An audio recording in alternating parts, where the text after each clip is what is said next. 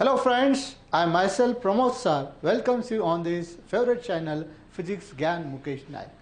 Friends, बहुत सारे students की डिमांड है एंड उनका ये कहना भी है कि novel section is very important. Yes दोस्तों, नोवेल सेक्शन इम्पॉर्टेंट भी है एंड ये आपको 16 मार्क्स देने वाला है। तो चलो आज से हम स्टार्ट करने जा रहे हैं novel section. Friends, question number 5th A, B, C and D ये होगा आपके नोवेल सेक्शन, यानी कि टेक्स्ट बुक में जो यूनिट 4.1, 4.2, 4.3 एंड 4.4 से रिलेटेड है। अब क्वेश्चन नंबर 5th A होगा हिस्ट्री ऑफ नोवेल पे। फ्रेंड्स, आपको एक बात अच्छे से माइंड में रखना है कि ये जो सेक्शन है टोटल, इसके ऊपर जो भी क्वेश्चंस आने वाले हैं ये सारे मेमोरी बेस्ड क्वेश्चन है। मतलब यहाँ पे आपको सारे पॉइंट्स अच्छे से रिसाइड करके रखना है, बाय हार्ट लर्न करके रखना है। क्वेश्चन नंबर 5th A जो है वो है हिस्ट्री ऑफ नोवेल। 4 मार्क के लिए क्वेश्चंस होगा। फ्रेंड्स, यहाँ पे आपको 2 डिफरेंट टाइप ऑफ एक्टिविटीज होगी, यानी कि क्वेश्चन नंबर 5th A में 1 एंड 2 ऐसे 2 अलग एक्टिविटीज हो गए separate, and each activity will be of 2 marks. हर एक एक्टिविटी को 2 मार्क्स हो गए। यहाँ पे दोस्तों प्रोबेबल क्वेश्चंस किस टाइप के आने वाले हैं, तो यहाँ पे आपको MCQs टाइप यानी कि मल्टीपल चॉइस क्वेश्चंस यहाँ पे आपको आने वाले। तो यहाँ पे आपको एक लिस्ट है कि इसी में से किसी एक या 2 टाइप के क्वेश्चंस आपको आने वाले हैं। तो देखिए, मल्टीपल चॉइस क्वेश्चन है, then fill in the blanks, यानी कि 4 सेंटेंसेस आपको दिए जाएंगे, आपको उसमें वर्ड करेक्ट वर्ड फिल करना है, या फिर ऑप्शन भी दिए होंगे, 3 या 4 ऑप्शन में से सही ऑप्शन आपको चूज करना है। Then odd man out. Friends, ये एक एक्टिविटी है ऑड मैन आउट। जैसे कि अगर हिस्ट्री ऑफ नोवेल जब हम ये लेसन कंप्लीट करेंगे तो कौन से जहाँ पर ये आपको ऑड मैन आउट का क्वेश्चन आ सकता है उसके बारे में भी हम डिस्कस करेंगे। देन मैच द फॉलोइंग और column true false, then chronological order, element of novels and other activities related with novel। तो ये सारे टॉपिक पे आपको क्वेश्चन नंबर 5A में क्वेश्चंस आने वाले हैं। तो चलो स्टार्ट करते हैं क्वेश्चन नंबर 5th A का history of novel. Friends, once again ये जो क्वेश्चन है ये टोटल मेमोरी बेस्ड क्वेश्चन है। तो आपको यहाँ पर आउट ऑफ मार्क्स लेने के लिए you have to read again and again the text, watch videos, make your own notes. आप खुद के नोट्स बनाओ, यानी कि हर एक पॉइंट आपके दिमाग में अच्छे से फिट हो जाएगा। ठीक है, तो चलो स्टार्ट करते हैं हिस्ट्री ऑफ नोवेल। फ्रेंड्स, ये जो चैप्टर है पहला हिस्ट्री ऑफ नोवेल, यहाँ पर आपको हिस्ट्री नोवेल की टोटल हिस्ट्री बताई गई है। जैसे कि 18th सेंचुरी में नोवेल का स्टार्टिंग हो चुका है, यानी कि 18th सेंचुरी में 2 ऐसी चीज़ें हमें मिली है दैट इज ह्यूमन बीइंग को एज अ गिफ्ट बोल के। तो फर्स्ट है the periodical essay and second novel. तो ये 2 बातें आपको अच्छे से माइंड में रखना है। यहाँ पे आपको क्वेश्चन आ सकता है फिल इन द ब्लैंक्स में, ठीक है ना। तो ये पॉइंट याद रखना है, गिफ्ट ऑफ 18th सेंचुरी कौन से, the periodical essay and novel. तो नोवेल दोस्तों, ये दोनों में से नोवेल जो है ये सबसे ज़्यादा फेमस हुए थे 18th सेंचुरी में। Novel is recognise as the dominant literary genre. यहाँ पे जब नोवेल का इंट्रोडक्शन हुआ उसके पहले भी लिटरेरी वर्क हुआ करते थे, जैसे ड्रामास थे, पोएट्रीज थे, लेकिन यहाँ पे नोवेल जो है वो थोड़ा सा हटके थे। वो एक जॉनर बोल के बहुत फेमस हो गई। जॉनर मतलब art of literature. Then novel क्या है, व्हाट इज नोवेल? नोवेल की डेफिनेशन क्या है दोस्तों? A novel is a long narrative fiction which describes intimate human experiences in prose form। नोवेल में क्या कहा है, ड्रामा से या फिर पोएट्री से नोवेल अलग कैसे थे? बिकॉज नोवेल में क्या किया गया था, intimate human experience, intimate means very close. यहाँ पर ह्यूमन का जो डे टू, जो हम कहेंगे कॉमन पीपल जो है, मिडिल क्लास पीपल जो है, इनके डे टू डे लाइफ से रिलेटेड जो एक्सपीरियंस थे उनके ऊपर यहाँ पर राइटिंग किया गया है। इसीलिए यहाँ पे which describes intimate means very close human experiences in prose form. Prose का मतलब दोस्तों लेसन्स, जैसे हमारे टेक्स्ट बुक में एक प्रोज सेक्शन है यानी कि लेसन्स दिए गए हैं, एंड एक पोएट्री सेक्शन है जहाँ पे पोएम्स दिए गए।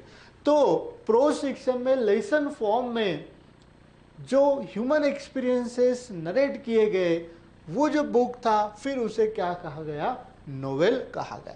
तो यहाँ पे आपको कौन सी बातें याद रखना है, एक तो prose form, a novel is a long narrative fiction which describes intimate human experiences in prose form. Okay, then the word novella. अब फ्रेंड्स बहुत सारे वर्ड इंग्लिश में एक तो लैटिन लैंग्वेज से आ चुके हैं या फिर इटालियन से है। नोवेला ये जो वर्ड है ये इटालियन लैंग्वेज से डिराइव्ड किया गया है। इटालियन लैंग्वेज में इसे नोवेला कहा जाता था, जिसका मतलब है न्यू। एंड अगर आपको ये पेंडेमिक सिचुएशन, आप तो इसके लाइव विटनेस है फ्रेंड्स, जब ये कोरोना पेंडेमिक शुरू हुआ था, कोविड-19 जब इंडिया में आया था, तो एक वर्ड हमेशा उसके साथ यूज होता था, नोवेल कोरोना वायरस।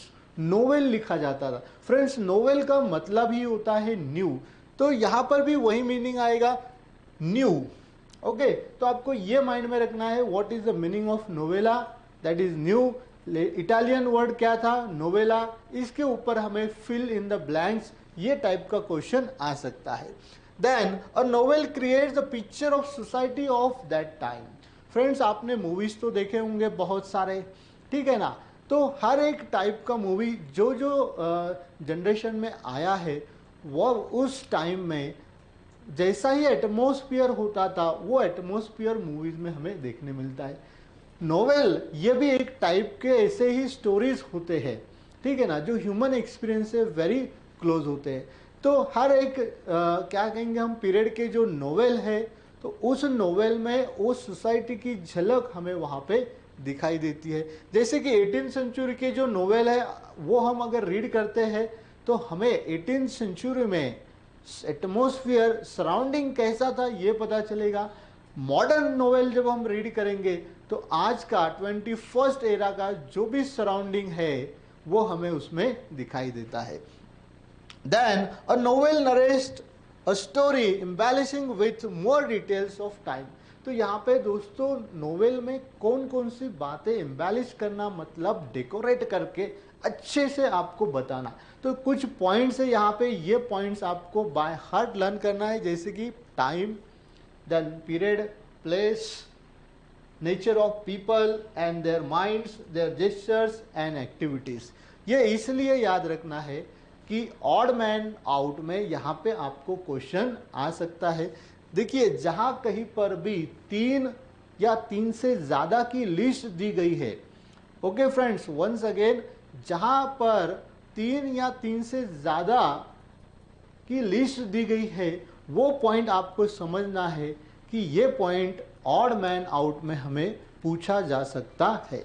तो यहाँ पे देखिए time, place, nature, people and their minds, their gestures and activities, ये सारी चीज़ों को नोवेल डेकोरेट करता है, एम्बेलिश करता है।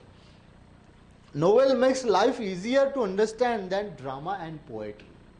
अब नोवेल के पहले drama and poetry as a literary work बहुत सारे अवेलेबल थे, लेकिन नोवेल में क्या था दोस्तों, जो टेक्स्ट होते थे वो बहुत इजी होते थे समझने के लिए कंपेयर टू पोएट्री और ड्रामा। तो इसका स्क्रीनशॉट ले लीजिए,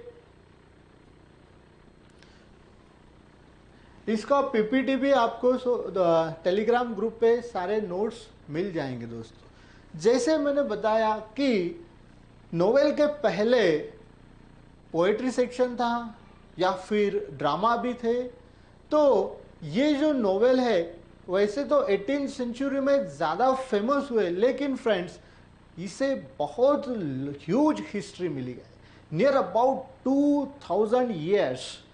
2000 ईयर्स इसका लॉन्ग हिस्ट्री है।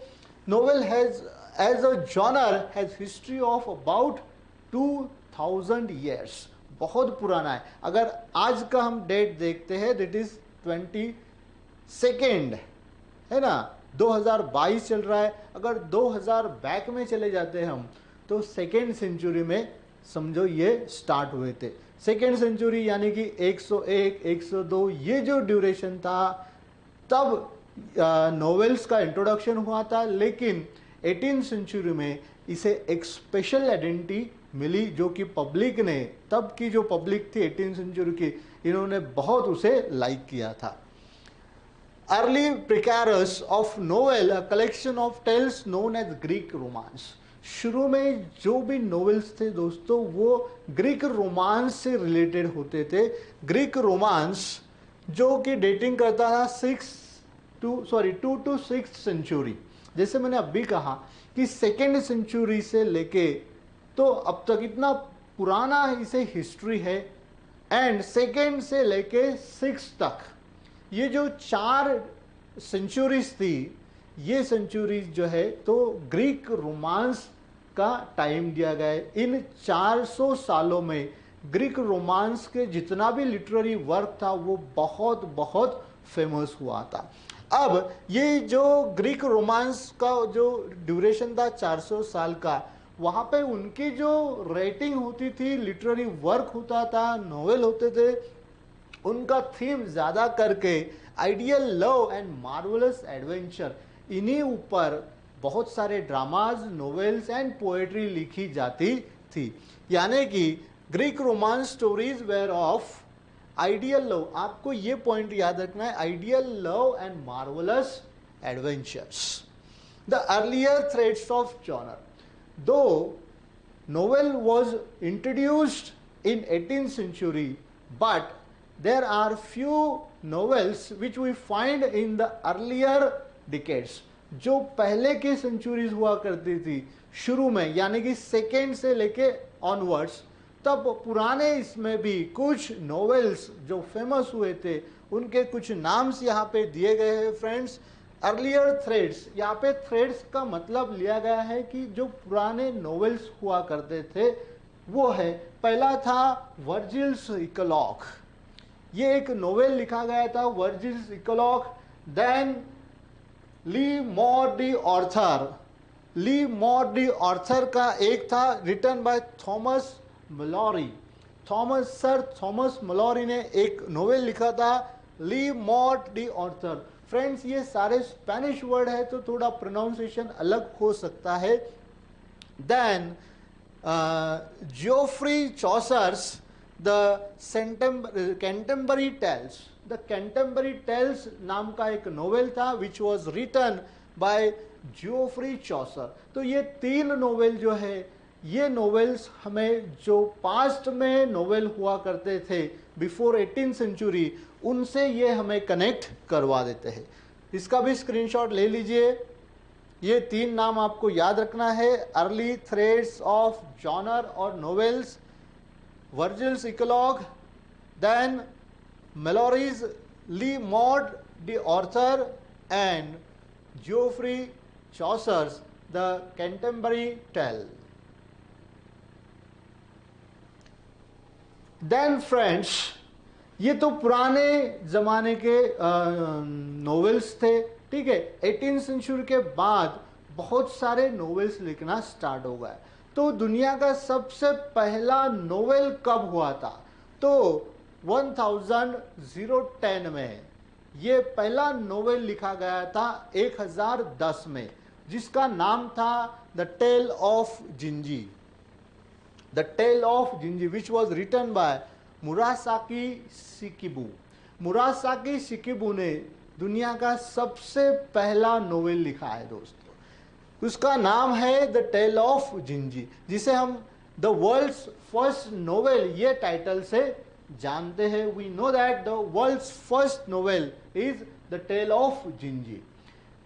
देन स्पेनिश नोवेलिस्ट, दूसरे एक स्पेनिश नोवेलिस्ट थे जिनका नाम था Miguel de Cervantes. Spanish writer थे मिगल डी सर्वांटिस, जिन्होंने डॉन किकोट इन 2 पार्ट्स में लिखा था। अब फ्रेंड्स, ये भी वर्ड एक्चुअली स्पेनिश लैंग्वेज में है, जिसका प्रोनाउंसिएशन जब हम करते हैं डॉन क्विजोट इस तरीके से, लेकिन जब हम इंग्लिश में इसे पढ़ते हैं तो डॉन क्विजोट इस तरीके से हम पढ़ते हैं। लेकिन स्पेनिश लैंग्वेज में इसका प्रोनाउंसिएशन किस तरीके से है?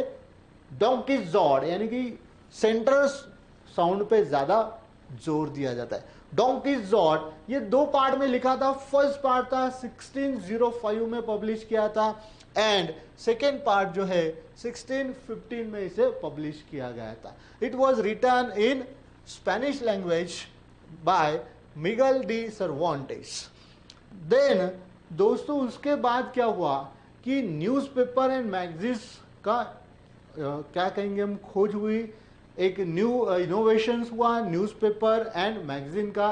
एंड ये जो दोनों न्यूज़पेपर एंड मैगजीन थे, इन्होंने क्या किया कि बहुत सारा ग्रुप ऑफ पीपल उनके तरफ अट्रैक्ट कर लिया। यानी कि इसके पहले जो लोग थे वो ज़्यादा करके ड्रामाज या पोएट्रीज या फिर दूसरा जो कुछ भी लिटरेरी वर्क अवेलेबल था उसमें ज़्यादा अपना टाइम स्पेंड करते थे। लेकिन as soon as newspaper and magazines were introduced, then they attracted a large number of readers from middle class. Middle class के बहुत सारे लोगों ने then newspaper and magazine read करना शुरू किया। उसके पहले जो ड्रामाज होते थे या नोवेल होते थे तो मिडिल क्लास जो ग्रुप है वो ज़्यादा करके उसे लाइक नहीं करता था। जैसे ही magazines and newspapers 18th century में इंट्रोड्यूस हुए तो बहुत सारे लोगों ने उसे अप्रिशिएट किया, but very few readers had interest in romance and tragedy, जो कि ग्रीक रोमांस की जो भी स्टोरीज हुआ करती थी या फिर तब की जो थीम होती थी वो ज़्यादा करके रोमांस एंड ट्रेजेडी, इसी ऊपर ड्रामा हो चाहे पोइट्री हो चाहे नोवेल लिखे जाते थे, and which was not interested bye middle class. Friends, middle class सबसे बड़ा ग्रुप कहा जाता है, यानी कि upper class and lower class, ठीक है ना। अपर क्लास में भी मेंबर्स कम होते हैं, लोअर क्लास में भी मेंबर्स कम होते हैं। जो मैसिव ग्रुप होता है मिडिल क्लास, एंड ये मिडिल क्लास ने क्या किया, उन्हें जब दूसरा ऑप्शन मिला that is newspaper and magazines, तो उन्होंने ये जो क्या कहेंगे हम उसे, थीम थी रोमांस एंड ट्रेजेडी की, इन्हें वो लाइक नहीं करते थे। उनका ज़्यादा से ज़्यादा फेवर में था मैगजीन्स एंड न्यूज़पेपर। तो ये जो थीम हुआ करती थी रोमांस या फिर ट्रेजेडी, तो इसे कौन लाइक करता था? तो जो भी अपर क्लास है, इलाइट क्लास है, तो ये इलाइट क्लास ऐसे थीम को ज़्यादा लाइक करता था जहाँ पे रोमांस का बताया गया हो या फिर ट्रेजेडी बताई गई हो। लेकिन मिडिल क्लास जो ग्रुप था उन्हें कोई भी इंटरेस्ट नहीं था ऐसे थीम में या फिर ऐसे टॉपिक में। फिर क्या हुआ, new topic of literary became known in 18th century. जब पब्लिक ये क्या कहेंगे हम उसे, ट्रेजेडी एंड रोमांस से ज़्यादा इंटरेस्टेड नहीं थी, देन उन्हें वो पसंद भी नहीं था, तो एक नया टाइप का राइटिंग सामने आया। एक नया टाइप का राइटिंग लोगों ने बहुत अप्रिशिएट किया in 18th century, and that is novel. वो था novel. A new literary was characterised by the spirit of realism. अब तब के जो नोवेल हुआ करते थे उनका जो थीम था वो कौन से टॉपिक पे था? Spirit of realism. Spirit of realism means realism, real से रियलिज्म का वर्ड बना है। रियल का मतलब होता है सही।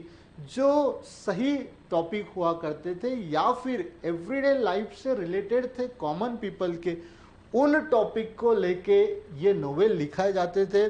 एंड सेकेंड था denial of romantic features.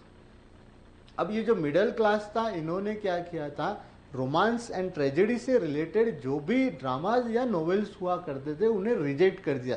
Deny करना मतलब रिजेक्ट कर देना। तो इन्होंने जो भी रोमांस फीचर्स थे, अब कौन कौन से रोमांस फीचर थे तो ये आपको अच्छे से याद रखना है। ऑड मैन में आपको ये पूछा जा सकता है कि romantic features such as enthusiasm, passion and imagination.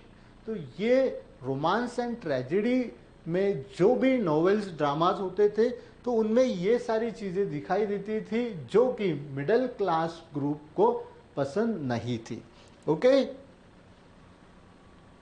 चलो आगे देखते हैं। फिर आफ्टर 1714 में क्या हुआ दोस्तों, novel originated the literary form in England. England में भी नोवेल को एक लिटरेरी फॉर्म का क्या कहेंगे हम, एक टैग मिला, एक रिस्पेक्ट मिली कि अब के बाद नोवेल्स इंग्लैंड में भी लिखना स्टार्ट हो चुके थे। Industrial revolution had given rise to middle class. उसी दरम्यान during the same time England में इंडस्ट्रियल रेवोल्यूशन हुआ था। इंडस्ट्रियल रेवोल्यूशन से क्या हुआ कि मिडिल क्लास में जो ग्रुप था उन्हें अच्छा सा एम्प्लॉयमेंट मिला, उनका जो फाइनेंशियल स्टेटस था, पोजीशन था, वो थोड़ा सा बेहतरीन हो चुका था। तो वो जो ग्रुप बना जो मिडिल क्लास था, लेकिन अभी इंडस्ट्रियल रेवोल्यूशन के वजह से उनका लाइफस्टाइल थोड़ा सा अपर क्लास की तरफ बढ़ गया था। तो ये पीपल ने क्या किया, emerge to get first class status. तो उनका फाइनेंशियल पोजीशन अच्छा होने लगा, तो ये मिडिल क्लास में थोड़ा आगे चले गए। मिडिल क्लास में थे लेकिन हम उन्हें कहेंगे अपर मिडिल क्लास में, क्योंकि उनका फाइनेंशियल पोजीशन या फिर क्या कहेंगे हम, उनका जो कि सोफिस्टिकेटेड लाइफ अब वो जी रहे थे, तो थोड़ा मज़े वाला लाइफ वो जी रहे थे। The realistic picture of everyday life and problems of common people appeal to the new class. अब ये जो नया ग्रुप बना था, ये ग्रुप को क्या हुआ कि realistic picture of everyday life जो कि नोवेल में लिखा जाता था, यानी कि अपने आसपास जो कुछ हो रहा है उसी से रिलेटेड टॉपिक उसमें आ गए। जैसे कि देखो, अभी आपने देखा होगा कि कुछ मूवीज़ जो है वो आज की सिचुएशन से रिलेटेड आते हैं, तो जो यंगस्टर होते हैं आपके जैसे, वो ऐसे थीम को, ऐसे मूवी को बहुत अप्रिशिएट करते हैं। अगर मान लीजिए अभी कोई पुराने ज़माने का पिक्चर अगर रिलीज़ होता है तो ज़्यादा उसे क्या कहेंगे हम, उसे लाइक नहीं करते, है ना।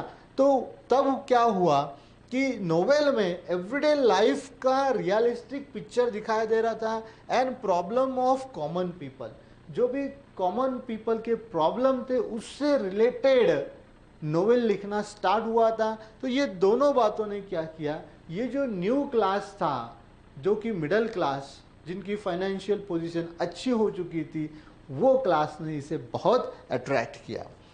New class, the new educated class regarded novel as a respectable reading material.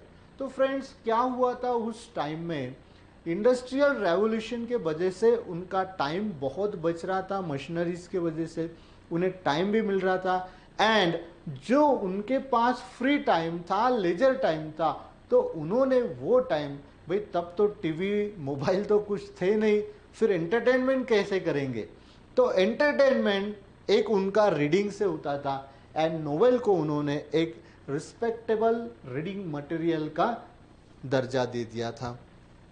Spread of machines could provide a time to educate middle class for reading and discussing about books.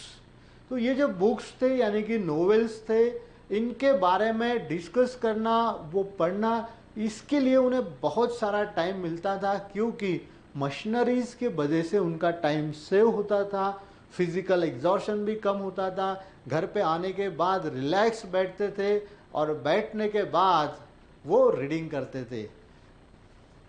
इसका screenshot ले लीजिए। फिर novels and the writers 18th century, जब ये जो middle class था उनके पास बहुत सारा टाइम भी बचने लगा, तो ज़्यादा से ज़्यादा डिमांड बढ़ने लगी।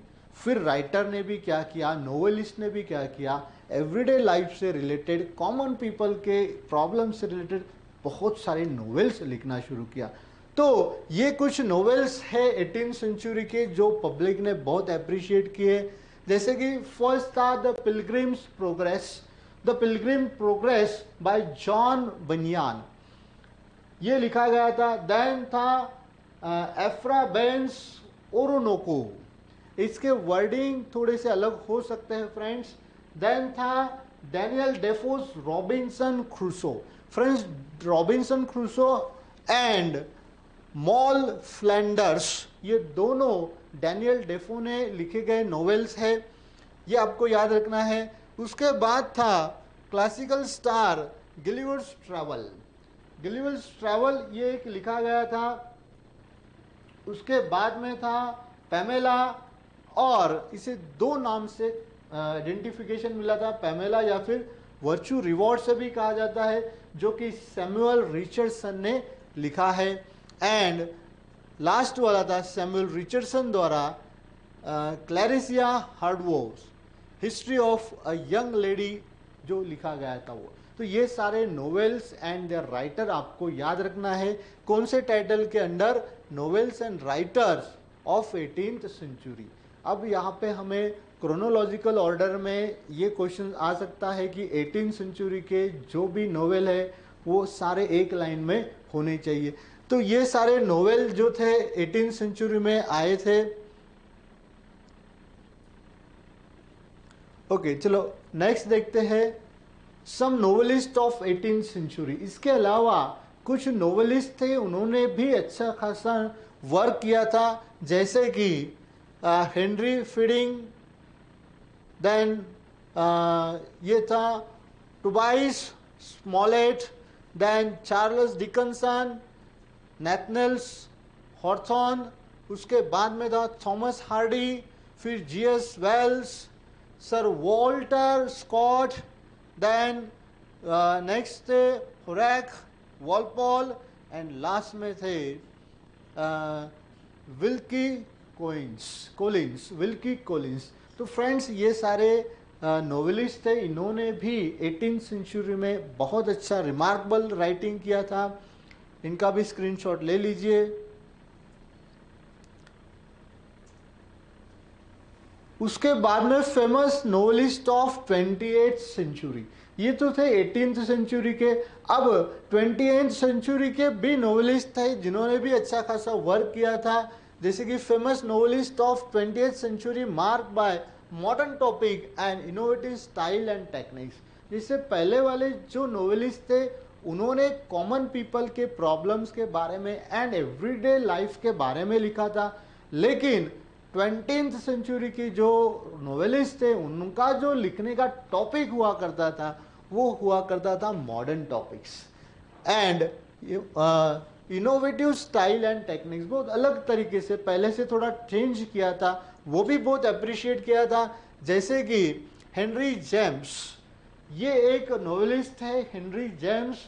देन उसके बाद थे Joseph Conrad, then Graham Greene, then George Orwell या फिर डीएच लॉरेंस या एंटोनी बर्गिस, जेम जॉकी।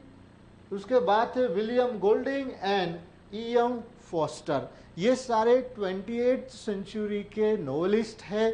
तो अब यहाँ पे आपको क्या याद रखना है, पहले हमने देखा 18th सेंचुरी के नॉवेलिस्ट, ये है कुछ 20th सेंचुरी के नॉवेलिस्ट। तो इनके नाम याद रखना है, यानी कि अगर आपको ऑड मैन आउट में भी पूछा जाता है 28th सेंचुरी का किसी का नाम 18th सेंचुरी के साथ जुड़ा देते हैं, या फिर क्रॉनिकल ऑर्डर में पहले जो लिस्ट देखे हमने उस लिस्ट में एंड सेकेंड वाली ये लिस्ट में, तो हमें याद रखना है 18th सेंचुरी के नॉवेलिस्ट के नाम पहले आएंगे, 28th सेंचुरी के नाम देन उसके बाद में आएंगे। तो इनका स्क्रीनशॉट लीजिए, इन्हें अच्छे तरीके से याद रखना है आपको।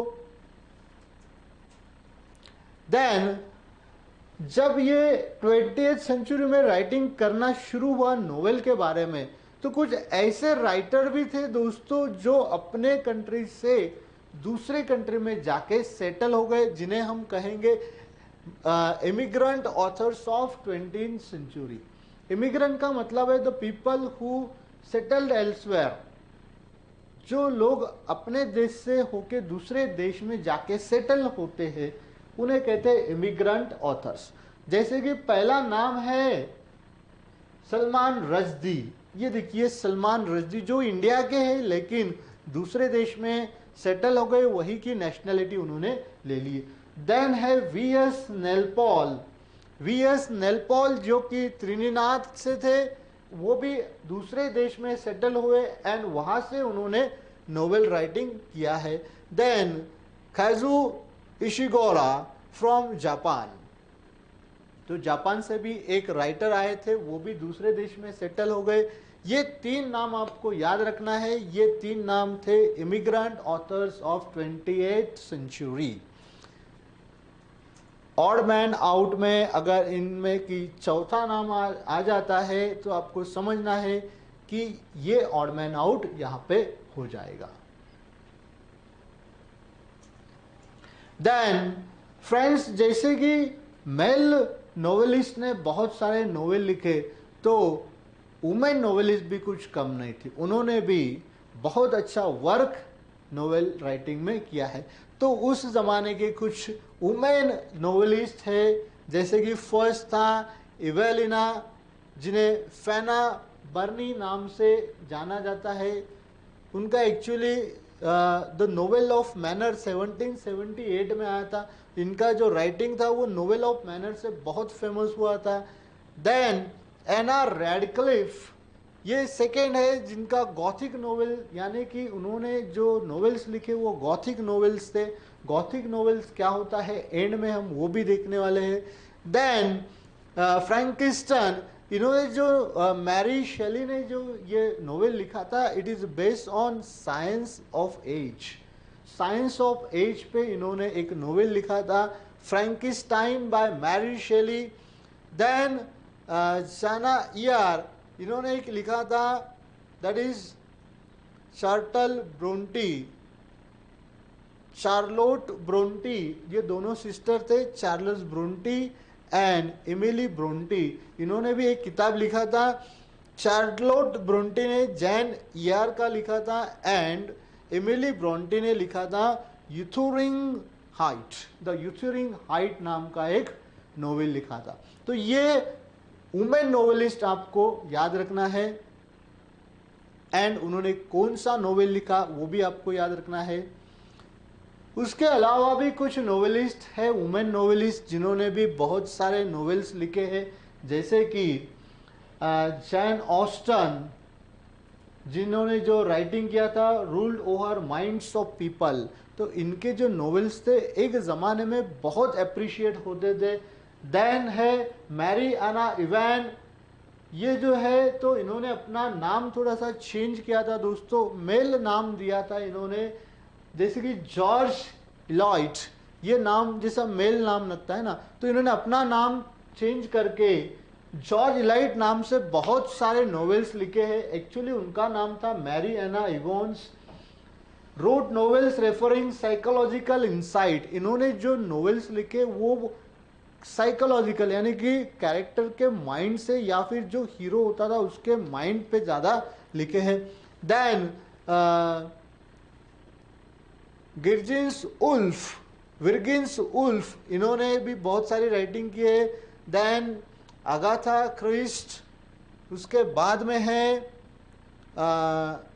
Harper Lee, then Margaret Atwood, उसके बाद में Toni Morrison and Alice Walker. ये सारे वुमेन नोवेलिस्ट है, इनका भी स्क्रीनशॉट ले लीजिए, जिसमें से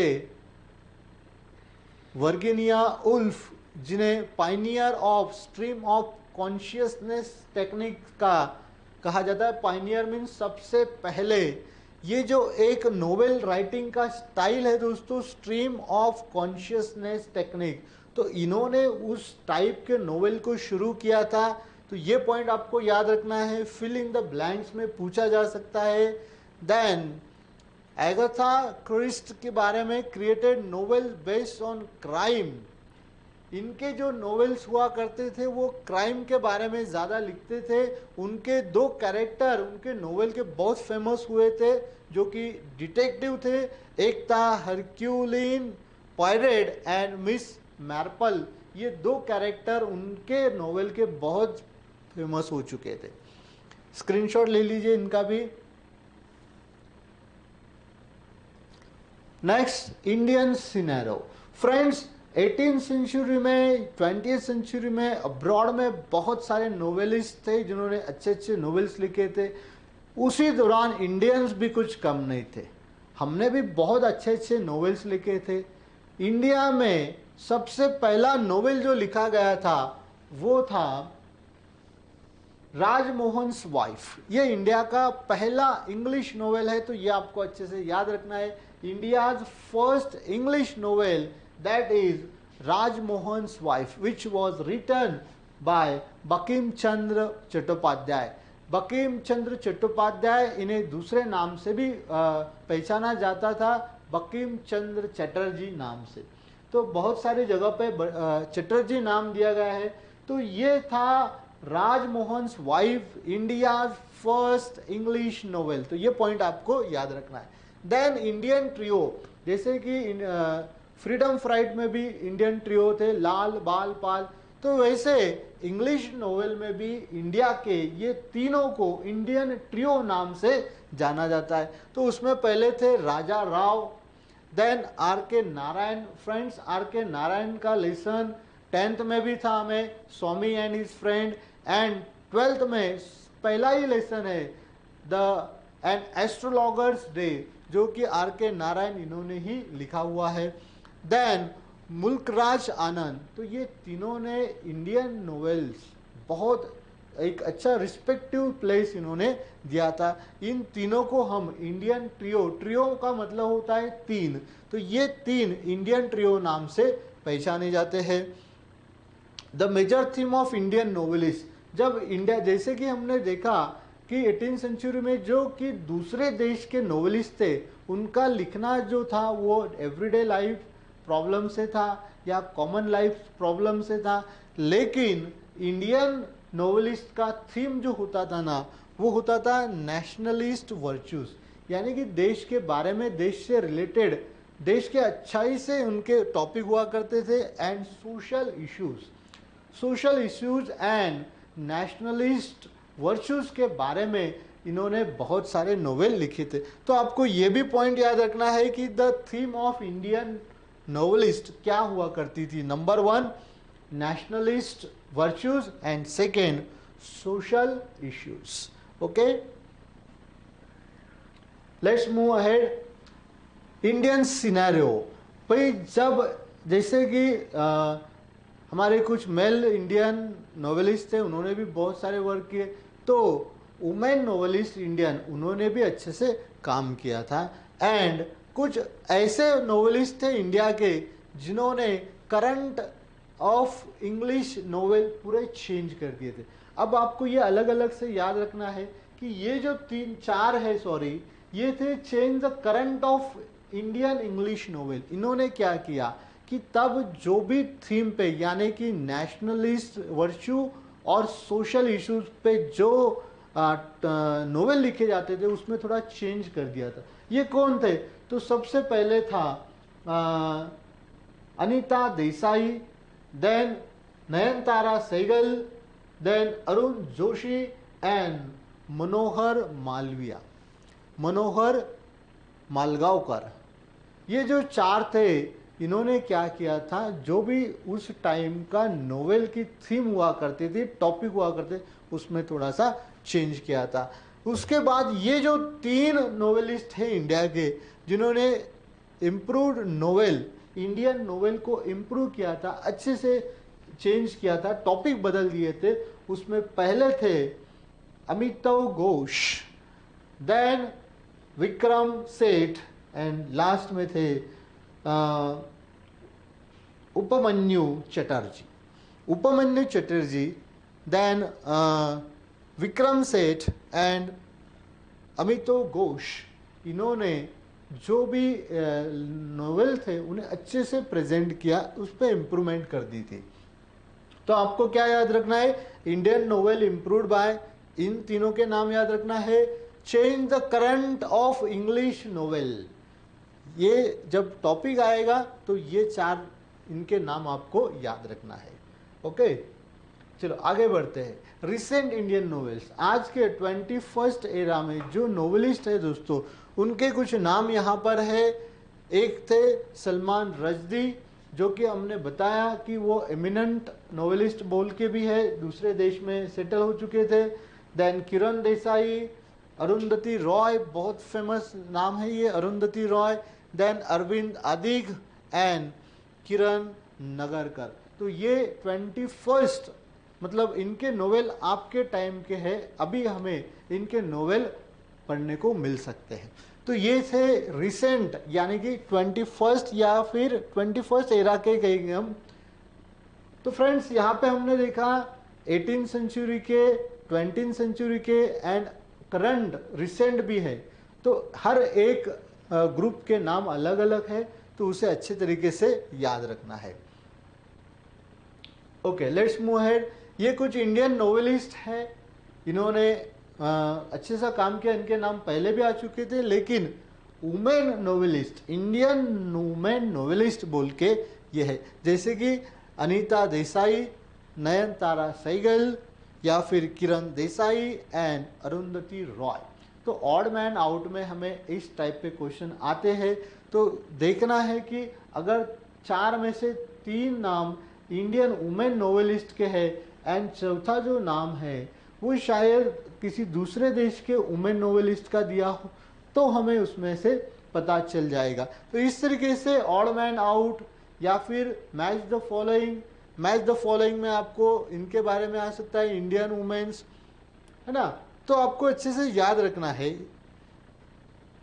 ओके, चलो आगे बढ़ते हैं।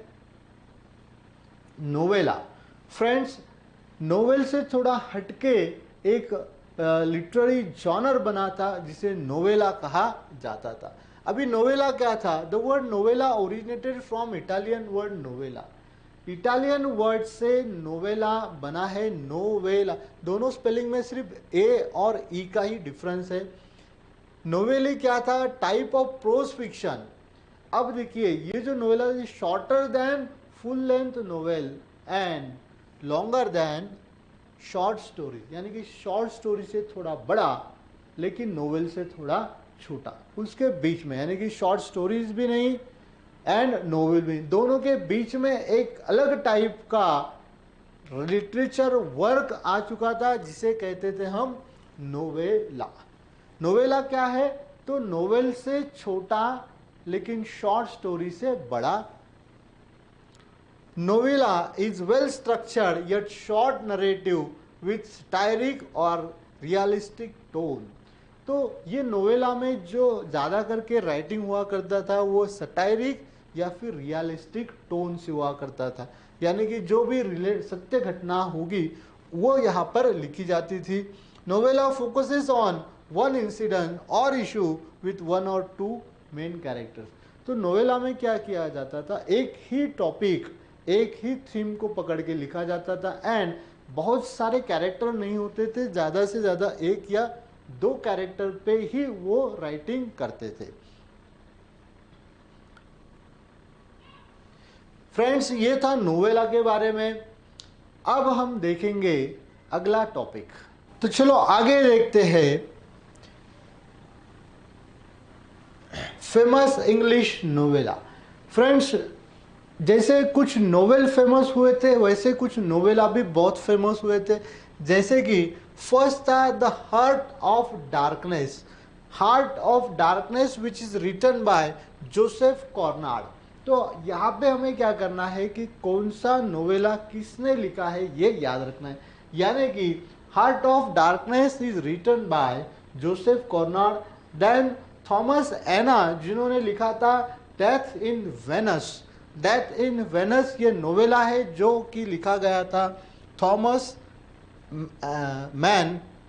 Then the Turn of the Screw, the Turn of the Screw is written by Henry James. Then Billy Buddy, which was written by Herman Melville, and Seize the Day, written by Saul Bellows. And एक और novella था Perl नाम का। तो ये सारे novella है। Friends देखिए क्या होगा, थोड़ा सा कंफ्यूजन, यानी कि नोवेल एंड नोवेला हमें ऑड मैन आउट में पूछा जा सकता है कि इनमें से कुछ नेम दे देंगे 3 एंड एक आधा नोवेल का नाम आएगा। तो याद करना है कि नोवेला अलग है एंड नोवेल अलग है। तो ये कुछ नोवेला है, shorter than long, full length and longer than short stories. चलो आगे बढ़ते हैं। एलिमेंट ऑफ नोवेल या फिर novella. Friends element of novel या novella, there are 6 main elements. 6 main element है नोवेला के, जैसे कि theme, then plot, character, setting, conflict, language type. तो ये 6 के 6 नाम आपको अच्छे से याद करना है, ठीक है ना, क्योंकि ये ऑड मैन आउट में आपको पूछे जा सकते हैं। इनमें से 3 नाम ले लेंगे, चौथा नाम कुछ अलग ले लेंगे, है ना। तो जहाँ पर भी लिस्ट दी गई है वहाँ पे odd man out question possible है। तो प्रोबेबल इसके ऊपर वो क्वेश्चन आ सकता है ये टॉपिक पे कि 6 एलिमेंट ऑफ नोवेला कौन कौन से है। तो फर्स्ट थीम, थीम से स्टार्ट होता है, थीम बाद में प्लॉट होता है, प्लॉट के बाद में कैरेक्टर आता है, कैरेक्टर के बाद में सेटिंग आती है, फिर कॉन्फ्लिक्ट होता है एंड लैंग्वेज और स्टाइल। फ्रेंड्स इंडियन मूवी भी बहुत सारे इसी टाइप से बने होते हैं।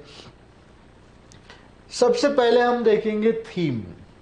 हर एक मूवी का फ्रेंड्स थीम होता है।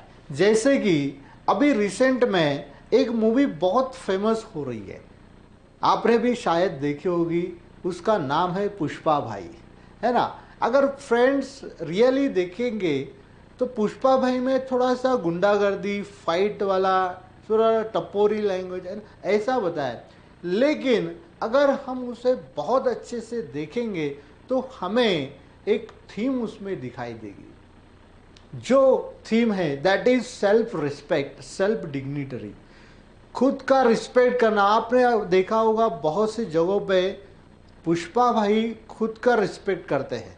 जैसे कि एक जगह पे बहुत सारे लोग बैठे हुए होते हैं एंड कोई तो भी दूसरा उनका लीडर आने वाला होता है, सब खड़े हो जाते हैं। तो पुष्पा भाई पहले बोलते हैं कि बैठेंगे नहीं, साला फुकट में रिस्पेक्ट क्यों देना, है ना।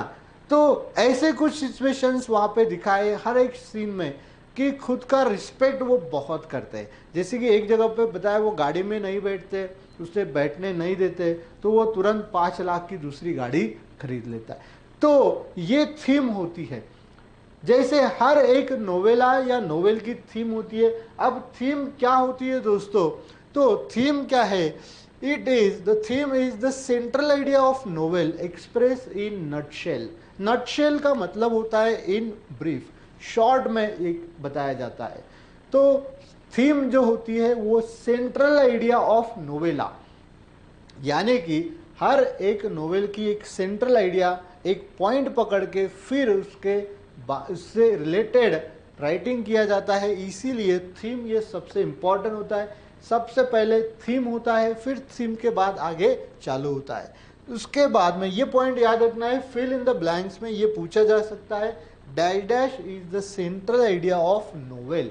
Dash is central idea of novel. तो आपको याद रखना है सेंट्रल आइडिया नोवेल की क्या होती है, थीम होती है, ठीक है ना।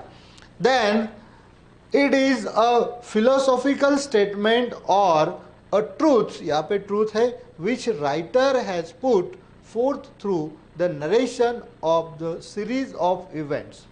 तो ये जो थीम होती है वो राइटर क्या करते हैं, सामने उसे लाते हैं। वो कि फिलोसॉफिकल स्टेटमेंट होता है या फिर ट्रूथ होता है जिसपे वो राइटर काम करते हैं।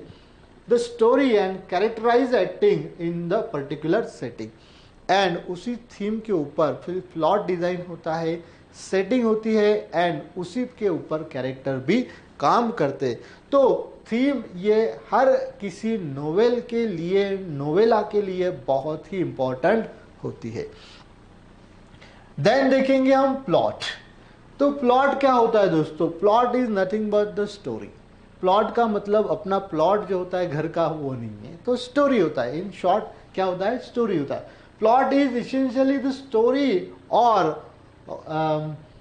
ऑकर्स ऑफ इवेंट्स, यानी कि घटना जो घटते हैं जिसे स्टोरी कहेंगे हम।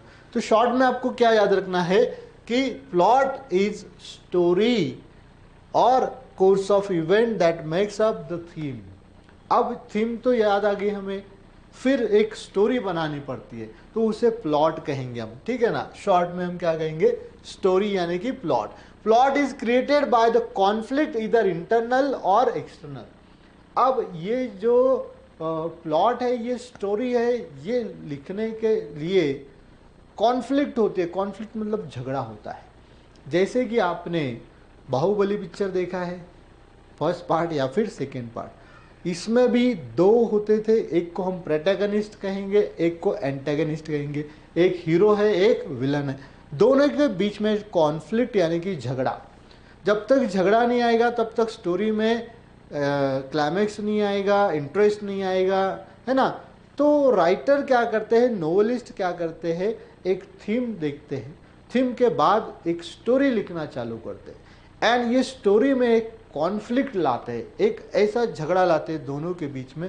फिर वो झगड़े को लेके वो स्टोरी आगे बढ़ती है, बढ़ती है, बढ़ती है ना। तो ये जो स्टोरी होती है, ये कॉन्फ्लिक्ट जो होता है, सॉरी, इंटरनल होता है। इंटरनल मतलब inside the mind of character, character के माइंड में। कुछ मूवीज भी इंडियन ऐसे हैं कि माइंड साइकोलॉजी से रिलेटेड है, अंदर ही अंदर वो खुद से कुछ अलग टॉपिक पे अलग होते हैं। Then external with other character और इंटिटीज, या फिर किसी और से झगड़ा बताया जाता है एंड इससे ये कॉन्फ्लिक्ट को पकड़ के फिर राइटर लिखते हैं। तो ये पॉइंट याद रखना है कि plot is created the conflict इधर इंटरनल और एक्सटर्नल। प्लॉट में भी सिंपल और कॉम्प्लेक्स। अभी ये जो स्टोरी होती है वो सिंपल भी होती है, यानी कि एक ही टॉपिक से रिलेटेड होती है, या फिर कंसिस्ट द इंटरवीविंग ऑफ मेनी सब प्लॉट्स, उसमें और छोटे छोटे स्टोरीज भी अलग अलग ऐड कर देते हैं। इंडियन मूवी में ऐसे भी कई मूवीज हैं जिसमें स्टोरी में स्टोरी आ जाती है, एक स्टोरी इधर होती है, दूसरी जगह पे और कुछ स्टोरी चालू होती है, उसको इंटरकनेक्ट किया जाता है। तो प्लॉट का मतलब होता है इन शॉर्ट स्टोरीज। नेक्स्ट है दोस्तों कैरेक्टर। अब देखिए, थीम एक बना ली, फिर उसके ऊपर स्टोरी भी लिख दी। अब स्टोरी में कैरेक्टर होते हैं, है ना, कुछ मेन कैरेक्टर्स होते हैं, कुछ माइनर कैरेक्टर्स होते हैं। अब देखिए, characterize is related to the plot, यानी कि स्टोरी। प्लॉट मतलब स्टोरी। अब कैरेक्टर कौन कौन से होना, तो ये स्टोरी से रिलेटेड होगा ना। तो बस वही पॉइंट याद रखना है कि कैरेक्टर किससे रिलेटेड होते हैं, स्टोरी से, यानी कि प्लॉट से रिलेटेड होते हैं। Depiction of character can range from a thumbnail sketch to deep widely highly detail verbal sketch. अब ये जो कैरेक्टर होंगे ये अलग अलग से होंगे, छोटे से लेके बड़े बड़े तक, यानी कि जैसे उनका रोल होगा उस टाइप से ये कैरेक्टर लेते हैं। Then the important character have been describe in its very aspect of novel by writer. अब जो इम्पोर्टेंट कैरेक्टर होता है उन्हें हर कहीं पर इंट्रोड्यूस किया जाता है, यानी हर कोई सिचुएशन में मेन कैरेक्टर जो होता है या हीरो होता है उसे इंट्रोड्यूस किया जाता है, तभी उसके ऊपर पूरा पिक्चर नोवेल पिक्चराइज किया जाता है। The reader follows the action of one main character throughout the novel, that character is referred as the protagonist. अब पूरे स्टोरी में, प्लॉट में एक ऐसा कैरेक्टर होता है जो बहुत मेन होता है कैरेक्टर, वो हर कहीं पर नोवेलिस्ट क्या करता है, राइटर क्या करता है, उसे इंट्रोड्यूस करने की कोशिश करता है।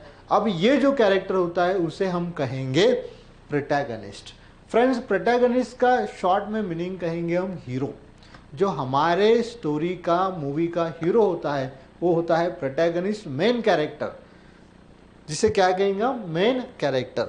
वन मेन कैरेक्टर, एक मेन कैरेक्टर मतलब एक हीरो होता है एंड दूसरा होता है एंटेगनिस्ट, एक विलन होता है, जिनके बीच में कॉन्फ्लिक्ट बताया जाता है, conflict between protagonist and antagonist. फिर राइटर क्या करता है, ये जो दो कैरेक्टर होते हैं इनके बीच में झगड़ा, कॉन्फ्लिक्ट बताए एंड ये कॉन्फ्लिक्ट को लेके फिर आगे मूवी या नोवेल बढ़ते जाता है। तो ये पॉइंट्स कैरेक्टर के बारे में है। आगे देखते हैं सेटिंग। अब सेटिंग क्या होती है? तो setting is the background in which the story take place, यानी कि स्टोरी किस तरीके से होने वाली है वो बताएगा सेटिंग, यानी कि उसका बैकग्राउंड किस तरीके से होगा। तो ये जब बनता है तो एस्पेक्ट ऑफ सेटिंग, यानी कि सेटिंग के एस्पेक्ट होते हैं, कुछ पॉइंट्स होते हैं, प्लेस, पीरियड, टाइम, PPT याद रखना है, PPT that is place, period, time, climate और वेदर एंड लाइफस्टाइल। ये सारे होते हैं सेटिंग के पहलू या फिर aspect. Plot and character are the two major elements that are affected due to setting. अब ये सेटिंग की वजह से, यानी कि जहाँ पे ये स्टोरी पिक्चराइज की जाती है, जहाँ पे ये लिखा जाता है, वहाँ का जो एटमॉस्फियर है वो इन शॉर्ट सेटिंग, जिसमें प्लेस भी आता है, पीरियड भी आता है, टाइम भी आता है, लाइफस्टाइल भी आता है, वेदर भी आता है, सब चीज़ें उसमें इंक्लूड होती है। अब प्लॉट एंड कैरेक्टर, यानी कि स्टोरी और कैरेक्टर, ये दोनों इस सेटिंग से बहुत ज़्यादा अफेक्ट होते हैं। यानी कि जिस तरीके की सेटिंग होगी उस तरीके से कैरेक्टर लेना पड़ते हैं एंड उसी तरीके की स्टोरी भी लिखना पड़ती है। Setting affect plot and character, यानी कि वही पॉइंट है, लेकिन ये हमें फिल इन द ब्लैंक्स में पूछा जा सकता है कि setting affect die dash and die dash. तो याद रखना है सेटिंग अफेक्ट किसके ऊपर अफेक्ट करती है? Plot and character. तो ये पॉइंट आपको वहां पे याद रखना है। तो चलो आगे बढ़ते हैं। कॉन्फ्लिक्ट, फ्रेंड्स कॉन्फ्लिक्ट का मतलब होता है झगड़ा, फाइटिंग, हीरो और विलन की फाइटिंग। अब कॉन्फ्लिक्ट अगर नहीं है तो वो स्टोरी भी बहुत इंटरेस्टिंग नहीं होती है, या फिर थोड़ा सा उसमें ईगरनेस, इंथुजियाज्म नहीं बढ़ता है। तो हर एक नोवेल अपने स्टोरी में एक कॉन्फ्लिक्ट लाता है, दो हीरो एंड विलन का झगड़ा लाता है, तो उसे कॉन्फ्लिक्ट कहेंगे। कॉन्फ्लिक्ट इज फाइट और struggle between the opposite forces. Opposite forces मतलब कौन? एक तरफ हीरो, एक तरफ villain, protagonist, antagonist. Protagonist hero का काम करता है, एंटागनिस्ट विलन का काम करता है। तो ये दोनों का आपस में झगड़ा ही क्या कहलाएगा? कॉन्फ्लिक्ट। तो कॉन्फ्लिक्ट ये एलिमेंट ऑफ नोवेल का एक इम्पॉर्टेंट पार्ट है। Conflict provide interest. अब ये कॉन्फ्लिक्ट क्या करता है? तो इंटरेस्ट क्रिएट करता है। जो व्यूअर्स होते हैं, रीडर्स होते हैं, उनमें एक क्या कहेंगे हम, एक ईगरनेस आ जाता है कि आगे क्या, व्हाट नेक्स्ट, अब आगे क्या होने वाला है। तो इसलिए वो नोवेलिस्ट या फिर राइटर क्या करते हैं, उसमें कॉन्फ्लिक्ट लाते हैं। And curiosity about the plot, about the plot मतलब about the story. Okay okay, चलो आगे बढ़ते हैं। लैंग्वेज एंड स्टाइल, ये एलिमेंट ऑफ नोवेला का सबसे लास्ट पॉइंट है, language and style. Language and style क्या होता है? The language and technique use by author for the narration of the course of event is known as style. तो जो भी लैंग्वेज यूज की जाती है उसे स्टाइल कहेंगे हम। जैसे कि आप कोई पिक्चर देख लेते, जैसे कि अभी आपने रिसेंटली देखा होगा पुष्पाबाई, जो आज बहुत चल रहा है, उसमें पुष्पाबाई का एक स्टाइल बहुत पसंद है, लैंग्वेज भी है, वो बहुत बार इस तरीके से करते हैं, नहीं ये स्टाइल है, ये बहुत फेमस हो गई।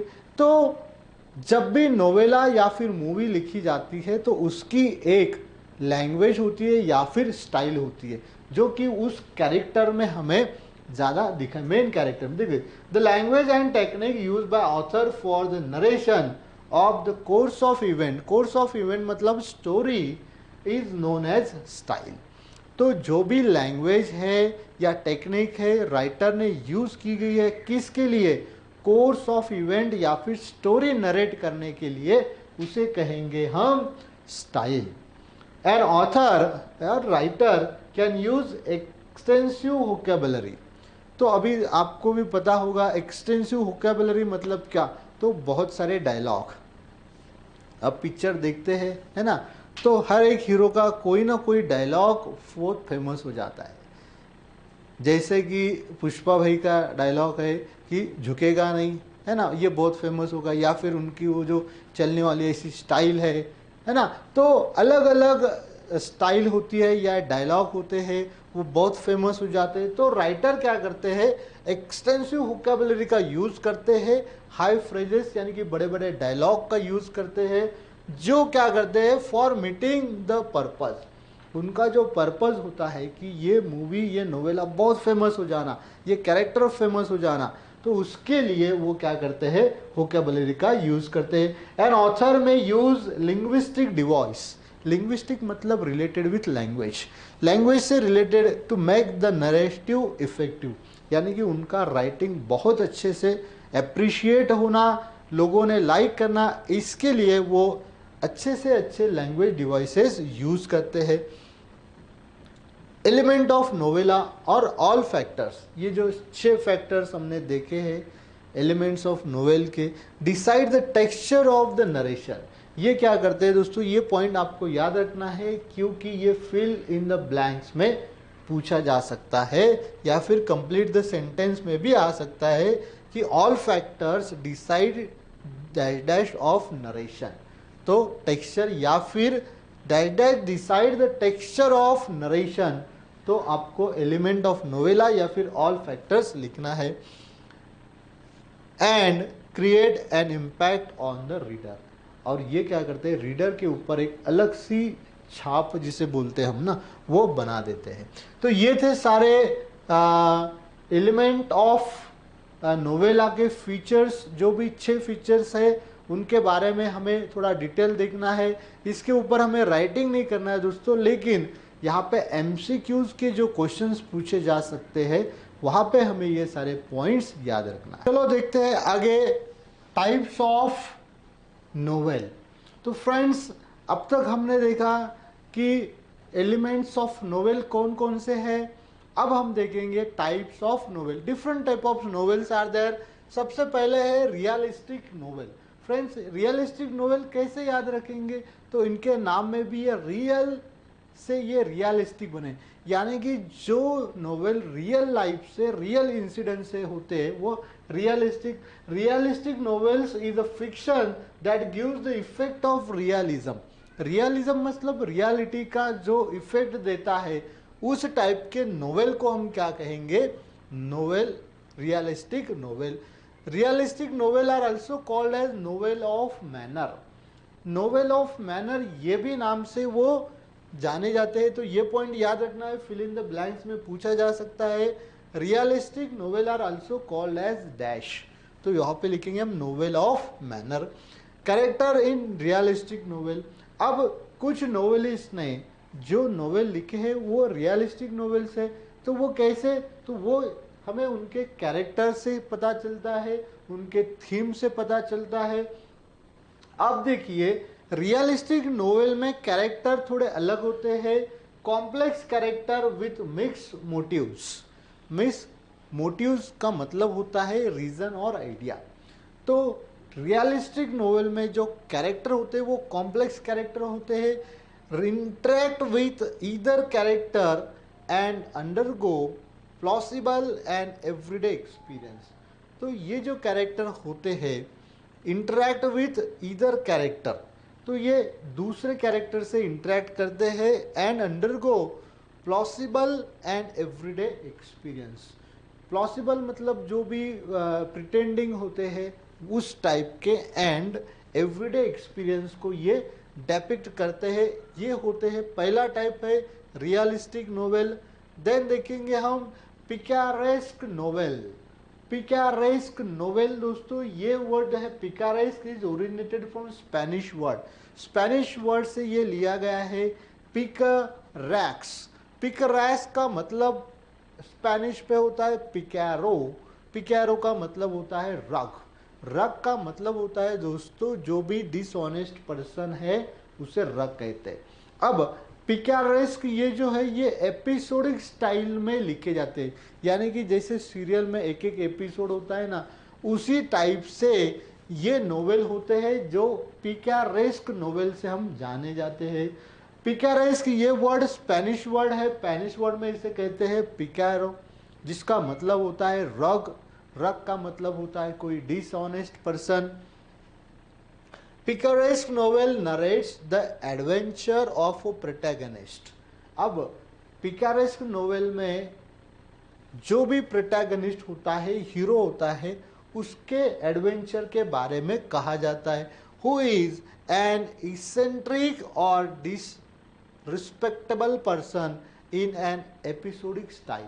यानी कि ये जो नोवेल है इनकी स्पेशलिटी क्या है, तो यहाँ पे उनका जो हीरो होता है वो डिसरिस्पेक्ट, यानी कि उसे बहुत रिस्पेक्ट नहीं मिलती है, एक अच्छा इंसान नहीं बताया गया होता है।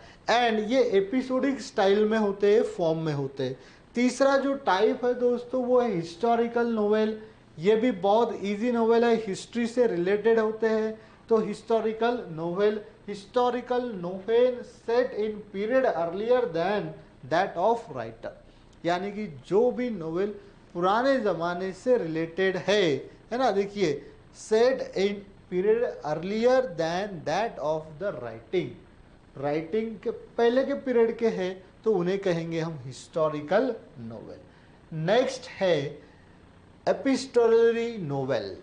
एपिस्टोलरी नोवेल जो होते हैं वो होते हैं in the form of letters. तो याद रखना है ये एपिस्टोरियल मतलब लेटर्स के फॉर्म में होते हैं। एंड ये जो लेटर्स होते हैं एक स्पेसिफिक टाइप के लीव्स होते हैं पेड़ के, उस पेड़ के लीव्स पे ये लिखे जाते थे, है ना, जिसे कहेंगे हम epistolary is derived from the Latin word. अभी ये जो वर्ड है ये लैटिन वर्ड था एपिस्टोरियल, जिसका मतलब होता है एपिस्टोला। लैटिन में इसे एपिस्टोला कहते थे, जिसका मतलब था लेटर्स।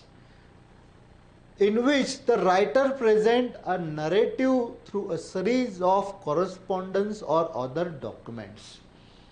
यहाँ पर लेटर्स या फिर डॉक्यूमेंट्स के फॉर्म में राइटर क्या करते हैं, एक स्टोरी या सीरीज प्रेजेंट करते हैं। Letters and diary entry are the two popular form of epistolary novels. Epistolary novels दो टाइप में जो बहुत फेमस होते हैं, एक होते हैं लेटर्स टाइप एंड दूसरा होता है डायरी एंट्रीज। देन तीसरा है गॉथिक नोवेल।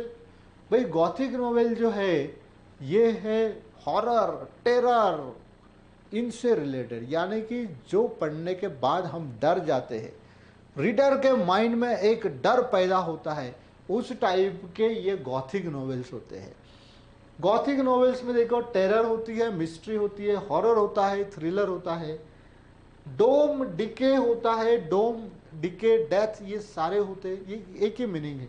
डोम का मतलब ही डेथ होता है, डिके स्पॉइल करना होता है, and haunted buildings, super natural. अभी हॉन्टेड बिल्डिंग क्या होता है दोस्तों, आपने मराठी में एक मूवी आया था देखो, झपाट लेला, है ना, तो ये झपाटना किसी भूत प्रेत से, वो होता है हॉन्टेड। जितने भी हॉरर मूवीज है वो सारे गोथिक स्टाइल के ही होते हैं। तो गोथिक स्टाइल के नोवेल याद रखना है कि बहुत डरावने होते हैं, टेरर या फिर हॉरर या फिर थ्रिलर, मिस्ट्री या फिर Doom, decay, death, haunting buildings, super natural, यही थीम के ऊपर ये टाइप के नोवेल लिखे जाते हैं, बहुत डेंजर होते हैं।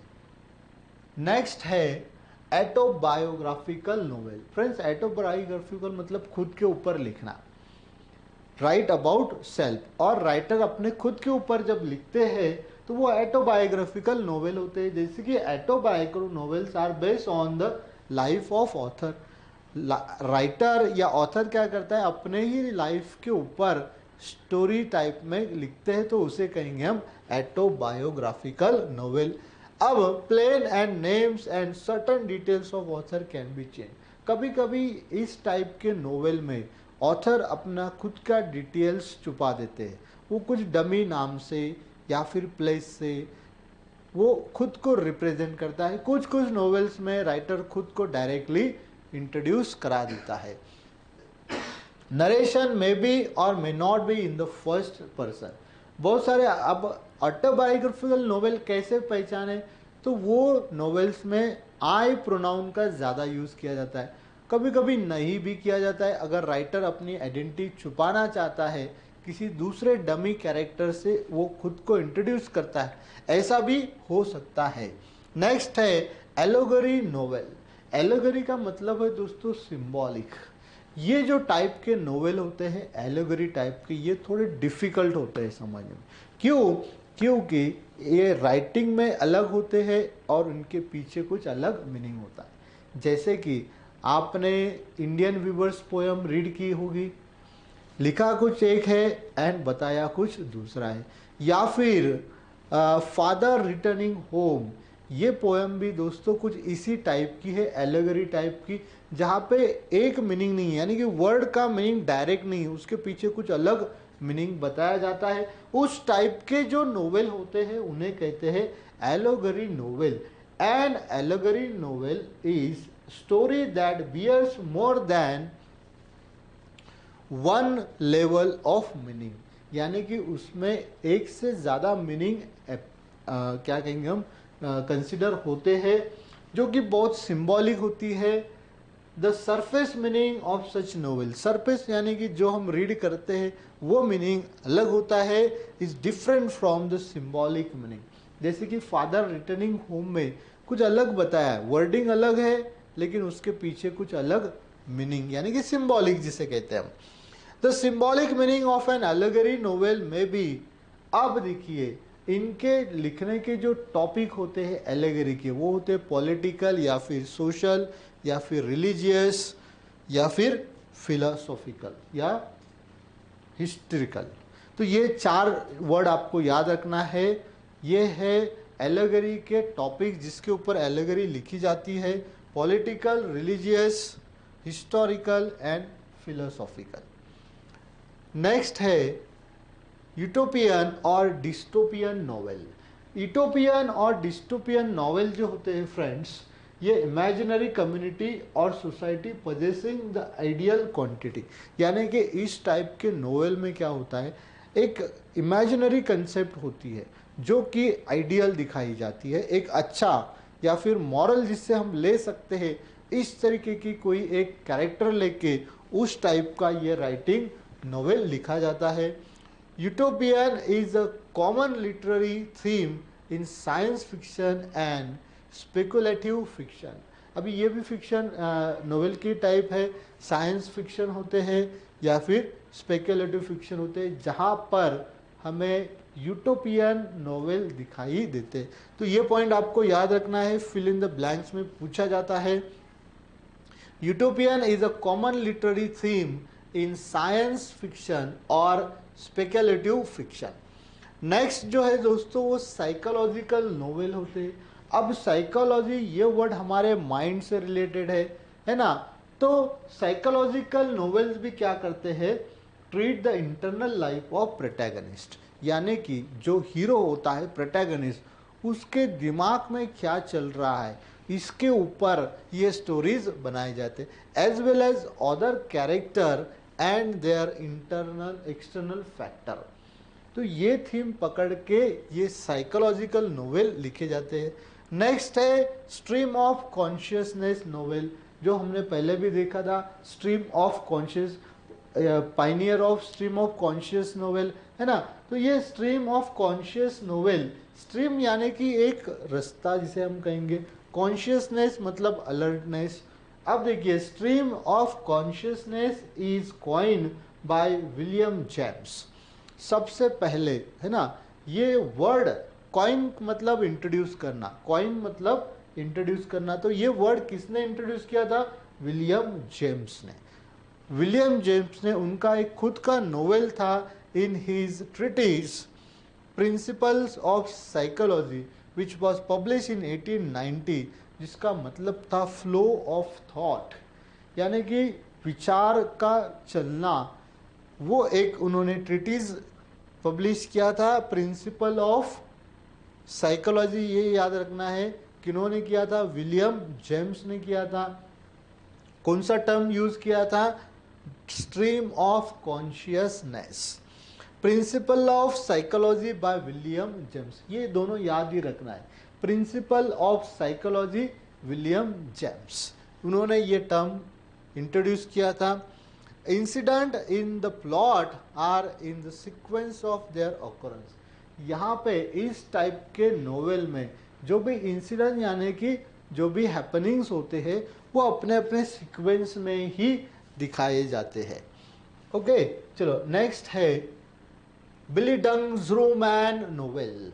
थोड़ा अलग नाम है इसका, बिली डंग ज़रूमैन नोवेल। अभी ये बिली डंग ज़रूमैन नोवेल क्या होते हैं, तो बिली डंग ज़रूमैन इज अ जर्मन वर्ड। तो ये जर्मन वर्ड है, इसका प्रोनाउंसिएशन थोड़ा अलग हो सकता है। That indicate growth. इसमें क्या किया जाता है, ग्रोथ, यानी कि इस वर्ड का मीनिंग भी यही होता है, ग्रोथ। द फिक्शनल बायोग्राफी और autobiography is concern with the growth of the protagonist mind. यानी कि हीरो का माइंड से या फिर स्पिरिट और character for their childhood to adulthood, यानी कि बचपन से लेके एडल्ट तक उनका जो भी ग्रोथ है उसके ऊपर ये टाइप के नोवेल लिखे जाते हैं, जिसे हम कहेंगे बिल डंग ज़रूमैन। बिल डंग ज़रूमैन का मतलब होता है ग्रोथ, ये याद रखना है। देन पल्प मैगजीन, इसके अलावा कुछ पॉइंट्स यहाँ पे दिए गए। पल्प मैगजीन, पल्प मैगजीन क्या होते हैं, तो pulp magazine became the popular in the first half of 20th century a cult, as a cult. Cult का मतलब होता है फैशन। अब क्या कहा है, first half of 20th century. First half मतलब 1901 से लेके 1950 तक, ये फर्स्ट हाफ है ना।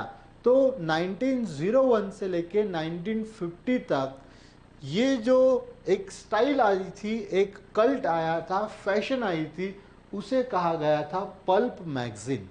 अभी ये जो पल्प मैगजीन थे ये fantastic fiction for the general entertainment.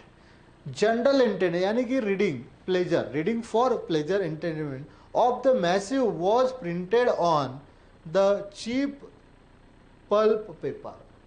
ये पल्प पेपर पे लिखे जाते थे, बहुत सस्ता था। चीप मतलब बहुत सस्ता, इसीलिए वो पल्प पेपर से ही उन्हें नाम मिला pulp magazines. The pulp fictions provided building ground यानी कि base for detective novels and science fiction.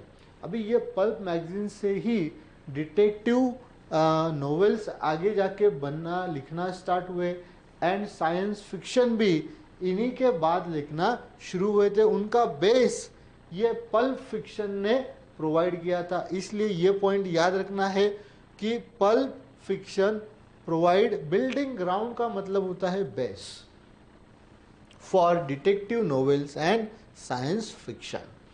Okay, let's move head. Science fiction, अभी साइंस फिक्शन क्या थे, तो science fiction is a genre of speculative fictions. Speculative fictions के ऊपर ये लिखे जाते थे। Science fiction deals with imaginative concept such as, अभी साइंस फिक्शन में कौन से थीम या फिर टॉपिक हुआ करते थे, तो ये सारे पॉइंट्स याद रखना है। जैसे कि फ्यूचरिस्टिक सेटिंग, फ्यूचरिस्टिक मतलब अभी साइंस रिलेटेड क्या होता है, जो भविष्य में फ्यूचर में होने वाला है, फ्यूचर से ही ये वर्ड लिया गया है। फ्यूचरिस्टिक सेटिंग, आगे क्या होने वाला है। Then futuristic science and technology, आगे आने वाला साइंस टेक्नोलॉजी क्या होने वाला है, इसके ऊपर साइंस फिक्शन हमें मिलते हैं। स्पेस ट्रैवल या फिर time travel, parallel universe and extra terrestrial life. Extra terrestrial life मतलब जो भी एलियन है ना, उनके लाइफ के बारे में, या फिर स्पेस के बारे में, या फिर अर्थ के जैसा दूसरा कोई प्लैनेट है क्या, है ना, जैसे कि यूनिवर्स, पैरेलल यूनिवर्स, इसके बारे में साइंस फिक्शन में बहुत सारा लिखा जाता है। Then science fiction often explore the potential consequences of scientific and other innovations. Frankenstein by Mary Shell, Mary Shelley. Mary Shelley ने एक फ्रैंकेस्टाइन नाम का साइंस फिक्शन लिखा था, है ना। ये पहले भी हमने देखा है। 1823 में the first novel based on science and technology. ये पहला नोवेल है जो साइंस एंड टेक्नोलॉजी के ऊपर लिखा गया था, जिसका नाम था Frankenstein, which was written by Mary Shelley. Then detective fiction, यानी कि जैसे साइंस फिक्शन देखे हमने, अभी ये डिटेक्टिव फिक्शन नाम से ही पता चल जाता है, जिसमें डिटेक्टिव यानी कि जो भी डिटेक्टिव होते हैं उनके बारे में होगा। डिटेक्टिव फिक्शन इज सब genre of crime fiction and mystery fiction. तो डिटेक्टिव जहाँ पर भी क्राइम है, वो क्राइम ढूंढने वाला, तो ऐसे कुछ टॉपिक्स से बने हुए जो नोवेल हो गए, फिक्शन हो गए, उन्हें कहेंगे हम डिटेक्टिव फिक्शन। डिटेक्टिव फिक्शन से हमें ये पॉइंट याद रखना है, क्राइम फिक्शन से या मिस्ट्री, मतलब जो समझने में बहुत डिफिकल्ट है, वो होते हैं मिस्ट्री फिक्शन। एन इन्वेस्टिगेटर और डिटेक्टिव इन्वेस्टिगेट अ क्राइम और मर्डर, जिसमें कोई एक इन्वेस्टिगेटर होता है या फिर एक डिटेक्टिव होता है, एंड वो डिटेक्टिव क्या करता है, क्राइम को ढूंढ के निकालता है। ठीक है ना। तो फ्रेंड्स, ये थे नोवेल, हिस्ट्री ऑफ नोवेल के सारे पॉइंट्स। ये एक बात याद रखना है कि ये मेमोरी बेस्ड क्वेश्चन है, तो आपको इसे अच्छे से रीड करना है, बार बार वीडियो देखो, यानी कि ये पॉइंट्स आपके दिमाग में अच्छे से फिट हो जाएंगे।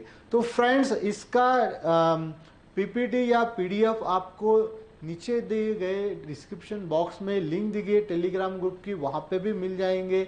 तो चलो मिलते हैं 4.2 टू सर विथ लव, ये नोवेल लेके। तो ओके, चलो बाय तब तक के लिए।